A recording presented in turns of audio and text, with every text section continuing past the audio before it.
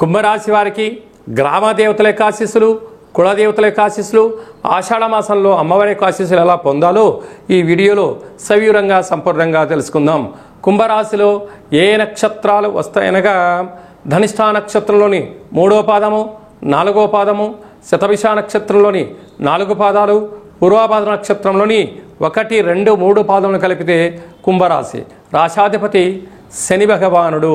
వీరికి రాశిలోనే రాహు సంచారం చేయడం వలన రుణ సమస్యలు, శత్రు సమస్యలు, అంతర్గతమైనటువంటి శరీరంలో జరిగేటువంటి మార్పులు, వెన్నుముక సమస్యలు, నరాల బలహీనత, అనారోగ్యము, బ్రెయిన్ స్ట్రోకు, పెరాలసిస్ లాంటి వ్యాధులు వచ్చే పరిస్థితి చాలా అధికంగా ఉంటుంది.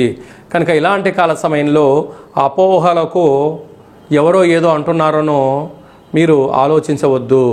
వ్యక్తిగతమైన నిర్ణయాలకు, వ్యక్తిగతమైన ఆరోగ్యాన్ని కాపాడుకునే మానవ ప్రయత్నం చేయాలి.